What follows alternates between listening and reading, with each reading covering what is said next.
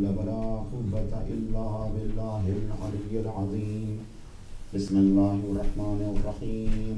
الحمد لله ولي المؤمنين وارث الصالحين صريخ المستصرخين غياث المستغيثين قاسم الجبارين مبير الظالمين مدرك الهاربين الذي يؤمن الخائفين وينجي الصالحين ويرفع المستضعفين ويدع المستكبرين ويهلك ملوكا ويستخلف آخرين. اللهم إنا نشكو إليك فقد نبينا وغيبة ولينا وكثرة عدونا وقلة عددنا وشدة الفتن بنا وتظاهر الزمان علينا.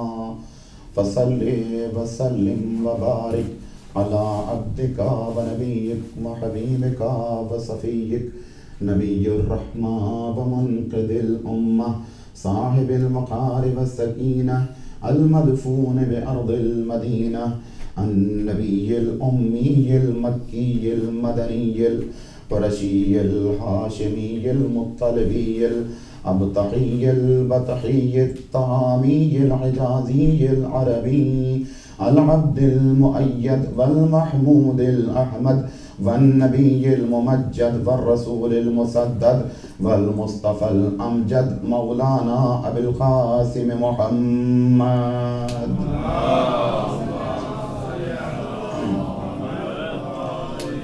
وآله الطيبين الطاهرين المعصومين المنتجبين المنتخبين المظلومين ولعنة الله الدائمة الباقية على أعدائهم وغاصبي حقوقهم وقتلتهم ومنكري فضائلهم ومصائبهم أجمعين من ليلتنا هذه إلى صباح يوم الدين. أما بعد فقد جاء في التنزيل بسم الله الرحمن الرحيم قد جاءكم من الله نور وكتاب مبين.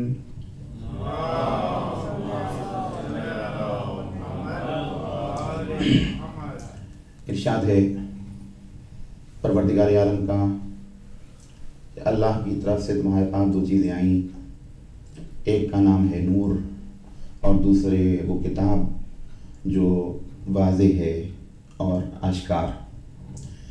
عزیزان محترم، اس آیہ کریمہ کے ذیل میں گفتگو کا سلسلہ جاری ہے اور عصر حاضر اور ہماری ذمہ داریوں کے عنوان سے میں نے اس سے قبل کی 3 مجلسوں میں اپنے عرائض کسی حد تک پیش کرنے کی کوشش کی ہے اور پھر یہیں سے اپنی بات کو آگے بڑھانا ہے کہ بحیثیت ایک مسلمان کے، بحیثیت ایک بندہ مومن کے، بحیثیت ایک شیعہ آل محمد کے، بحیثیت ایک دوستدار اہل بیت کے، بحیثیت ایک محب علی کے، بحیثیت ایک عزادار حسین کی، ہم سب پر جو انفرادی اور اجتماعی ذمہ داریاں عائد ہوتی ہیں ان کی فہرست اچھی خاصی ہے، لیکن اگر ان میں سے اہم اور بنیادی ذمہ داریوں کو بیان کیا جائے تو سر فہرست اس میں ہے دین فہمی کی ذمہ داری، اس لیے کہ دین کا اور مذہب کا دفاع بھی دین فہمی پہ منحصر ہے، اور اس کے علاوہ جو اور دوسری ذمہ داریاں اس سے متعلق ہیں، مثال کے طور پہ ہم جس معاشرے اور جس سماج میں زندگی بسر کر رہے ہیں یہ اسلامی معاشرہ اور اسلامی سماج نہیں، بلکہ ہم اغیار کے درمیان رہ رہے ہیں، اور ہمیں اسلامی معاشرے کے مقابلے میں کچھ خاص امور ہیں جن کا یہاں پہ خیال رکھنا ہے۔ ایک ایسا معاشرہ جس میں سب مسلمان ہیں، اس سے بحث نہیں کہ سب کے سب بڑے اچھے ہیں، نیکوکار ہیں، لیکن اسلامی معاشرے میں اور غیر اسلامی معاشرے میں ایک فرق ہے، وہ یہ کہ جب ہم اسلامی معاشرے میں کوئی غلط کام کرتے ہیں تو اسے اس حد تک مارک نہیں کیا جاتا ہے جتنا غیر اسلامی معاشرے میں مارک کیا جائے۔ ایسے ہی اگر ہم کوئی نیک کام اسلامی معاشرے میں کرتے ہیں تو اس کی وہ اہمیت نہیں ہوتی ہے جتنی غیر اسلامی معاشرے میں اہمیت ہے۔ کیوں؟ اس لیے کہ جو غیر مسلمین ہیں اگر وہ عقل رکھتے ہیں، فہم رکھتے ہیں، شعور رکھتے ہیں تو ہمارے وجود کو دیکھتے ہیں اور اس سے ہمارے مذہب کے اچھے یا برے ہونے کا اندازہ لگاتے ہیں۔ انہیں اتنی فرصت نہیں ہے کہ وہ قرآن جائیں پڑھنے کے لیے، انہیں اتنا موقع نہیں ہے کہ وہ حدیثوں کا مطالعہ کریں، انہیں اتنی فرصت نہیں ہے کہ آپ کی آئیڈیولوجی کی تفصیلات کو جا کے دیکھیں، بلکہ وہ ہمیں اور آپ کو دیکھتے ہیں اور ہمیں اور آپ کو دیکھنے کے بعد وہ فیصلہ کرتے ہیں کہ اسلام کیسا ہے۔ تو ایسے میں ہمارا کوئی اچھا کام وہ اسلام کی نیک نامی کا باعث ہوتا ہے اور کوئی برا کام وہ اسلام کی بدنامی کا باعث ہوتا ہے۔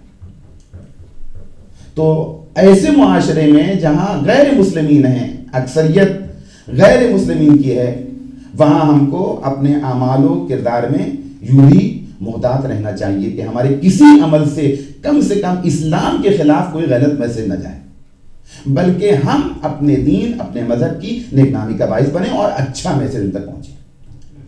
یہ دوسرے لفظوں میں یوں کہیے کہ ان ملکوں میں ہم صرف ایک مسلمان نہیں ہیں بلکہ ہم اسلام کے سفیر ہیں، اسلام کے ایمبیسڈر ہیں، اسلام کے میسنجر ہیں، اسلام کے پیغمبر۔ ہر شخص اپنے اپنے لیول سے، اپنے اپنے حد سے، یعنی ہمیں دوسروں کو بھی اپنے عمل سے، اپنے کردار سے، اپنے اخلاق سے، اپنے طور طریقے سے، اپنے چال چلن سے خود بھی اسلام کو فالو کرنا اور دوسروں کو بھی بتانا ہے کہ ہمارا دین کیسا ہے۔ تو ایک ذمہ داری یہ بھی عائد ہوتی ہے، لیکن اس کا بھی دار و مدار دین فہمی پر ہے۔ اسی صورت سے ان معاشروں میں ایک اور اہم ترین ذمہ داری ہے، وہ یہ کہ ہم جس دین کی امانت کے ذمہ دار ہیں، یعنی دین اور مذہب اور ایمان کی امانت جو ہمارے بزرگوں نے ہم تک منتقل کی ہے، یہ ان کا کریڈٹ تھا، یہ ان کا کمال تھا کہ انہوں نے مشکلات جھیلے، مصائب برداشت کیے، فاقہ کیا، حکومتوں کے شکنجے سہے، لیکن ان تمام مشکلات سے گزرنے کے باوجود ان کا کمال یہ ہے کہ انہوں نے دین کو، مذہب کو امانت کی شکل میں ہم تک منتقل کر دیا۔ ہم براہ راست آسمان سے مسلمان نہیں پیدا ہوئے، بلکہ نسلاً بعد نسلیں یہ دین، یہ مذہب منتقل ہو کے ہم تک آیا ہے۔ تو یہ کمال ہمارے بزرگوں کا ہے کہ انہوں نے اس دین کو محفوظ رکھا اور محفوظ رکھ کے ہم تک منتقل کر دیا۔ اب دیکھنا یہ کہ یہ امانت جو ہم تک پہنچی یہ ہم ہی پہ آگے ختم ہو جاتی ہے یا اس کا سلسلہ آگے بڑھتا ہے۔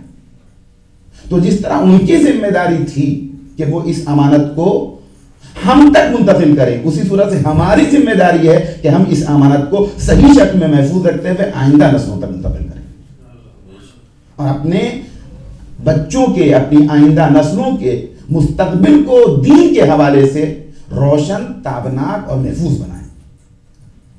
اس ذمہ داری کا بھی دار و مدار دین فہمی پر ہے۔ اس لیے میں نے بنیادی اعتبار سے اسے انتخاب کیا ہے کہ دین فہمی کے لیے انسان کے واسطے ضروری ہے کہ نالج حاصل کریں۔ اور کل میں نے آپ کی خدمت میں چند حدیثیں پیش کی کہ اسلام کتنی تاکید کرتا ہے اور کس قدر زور دیتا ہے تحصیل علم پر، یہاں تک کہ اسے انسانیت کی ڈیوٹی قرار دیتا ہے، فریضہ قرار دیتا ہے۔ واجب ہے ہر مسلمان مرد اور عورت پر کہ وہ علم حاصل کرے۔ اب یہ سوال پیدا ہوتا ہے کہ کون سا علم؟ دین کا علم، شریعت کا علم، اعتقادات کا علم، احکام کا علم، یا میڈیکل سائنس کا علم، انجینئرنگ کا علم، دنیاوی علوم، کون سا علم مراد ہے؟ تو جیسا کہ میں آپ کی خدمت میں عرض کرتا رہا ہوں کہ اسلام میں دین دنیا سے الگ نہیں ہے اور دنیا دین سے الگ نہیں ہے. لہذا جب علم کے حصول کی بات آتی ہے تو وہاں پہ بنیادی طور پہ دونوں علوم مراد ہوتے ہیں. دین کا علم بھی مراد ہوتا ہے اور دنیا کا علم بھی مراد ہوتا ہے. دنیا کا علم دو جہتوں سے ضروری ہے. ایک اس لیے ضروری ہے کہ اگر ہم علم حاصل نہیں کریں گے خاص طور پہ اس دور میں تو ہم نہ اپنے جسمانی تقاضے پورے کر سکتے ہیں نہ اپنے بچوں کے جسمانی تقاضے پورے کر سکتے ہیں. تو روٹی کپڑا مکان ہر انسان کی ضرورت ہے اور اس وقت رزق اور روزی کمانے کا دار و مدار پڑھنے لکھنے پر ہے. تو اس جہت سے بھی ہمارے لیے علم حاصل کرنا ضروری ہے دنیا بھی. اس کے علاوہ ہم معاشرے میں زندگی بسر کر رہے ہیں تو اس معاشرے میں اگر بقدر کافی ڈاکٹر نہیں ہے, بقدر کافی انجینئر نہیں ہے, بقدر ضرورت دیگر علوم کے جاننے والے نہیں ہیں, شعبے خالی پڑے ہوئے ہیں. یہ ایک فرض کی گفتگو ہے, اس وقت ایسا نہیں ہے. اگر شعبے خالی پڑے ہوئے ہوں, مثلا ہم کسی بھی ملک چلے جائیں, کسی بھی ایسی جگہ پہ کہ جہاں ہم زندگی بسر کر رہے ہوں اور وہاں ڈاکٹر نہ ہو, انجینئر نہ ہو, لائر نہ ہو اور دوسرے شعبے, تو پھر ہمارے لیے ان علوم کا بھی حاصل کرنا ضروری ہوگا شریعت کے نقطہ نظر سے. دین و دنیا الگ نہیں ہے. لیکن جہاں تک دین کا سوال ہے, ہم دنیا کے کسی بھی گوشے میں رہیں, بلا قید و شرط ہمارے لیے دین کا علم اتنا علم جتنا ہر شخص کے لیے ضروری ہے ہمارے واسطے اس کا حصول واجب ہے. اور حقیقتاً پیغمبر کی اصطلاح میں دین کے علم ہی کو علم کہا گیا ہے. کیوں؟ اس لیے کہ دین آخرت کی کامیابی کے رموز بھی بتاتا ہے اور دنیا کے کامیابی کے رموز بتاتا ہے.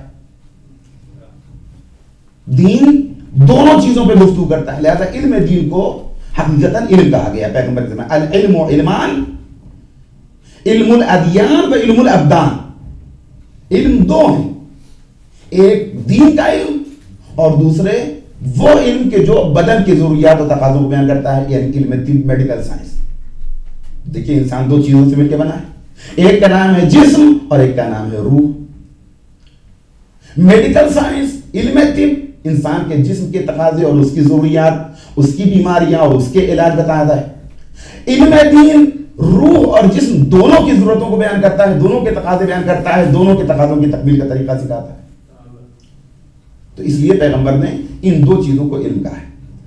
اب ہمارے لیے اگر دین کا علم ضروری ہے تو کتنا علم, بات کو پھیلانے کی اور تفصیلات میں جانے کی بالکل گنجائش نہیں. لہذا اپنی بات کو سمیٹ کے کہ ایک انسان, اس کے لیے آخرت کی کامیابی کے لیے صاحب ایمان ہونا ضروری ہے. اور ایمان کی تعریف میں نے مولا کائنات کے ارشاد کی روشنی میں آپ کی خدمت پیش کی کہ ایمان 3 مرحلوں کو طے کرنے کا نام ہے. پہلی منزل میں ایمان نام ہے دل سے یقین کا, عقیدے کی گفتگو. دوسرے مرحلے میں ایمان نام ہے زبان سے اقرار کا, شہادتین کی گفتگو. اور پھر تیسرے مرحلے میں ایمان نام ہے عمل سے اظہار کا. تو پہلی منزل اعتقادات, اور اعتقادات ہیں دین کی بنیاد. لہذا سب سے پہلے آپ جب دین کے سلسلے میں علم حاصل کرنے کی کوشش کریں تو اعتقادات پہ توجہ دیں. پہلی منزل یہ ہے کہ آپ اپنی آئیڈیالوجی کو پڑھیں. اگر آپ کے پاس اتنا موقع نہیں ہے, اتنی فرصت نہیں ہے کہ دنیا کے تمام ادیان و مذاہب کا, ان کے افکار و نظریات کا مطالعہ کریں, یقیناً ایسا ہر شخص کے بس میں بھی نہیں. لہذا وہ دین, وہ مذہب کہ جو بزرگوں سے ہم تک پہنچا ہے, ہم تک منتقل ہوا ہے, ہم اسے دیکھیں, اسے پرکھیں کہ آیا وہ عقل کے مطابق ہے یا نہیں ہے, لاجک کے مطابق ہے یا نہیں ہے, فطرت کے مطابق ہے یا نہیں ہے, سینس کو اپیل کرتا ہے یا نہیں اپیل کرتا ہے. توجہ. تو اگر ہم روزمرہ کی چھوٹی چھوٹی دلیلوں سے بھی اپنے اعتقادات کو, اپنی آئیڈیالوجی کو سمجھ لیں, اس طرح سے سمجھ لیں کہ ہمارے دل میں یقین پیدا ہو جائے, تو سمجھیے ہم نے اپنے واجب کو ادا کر لیا. ہمارا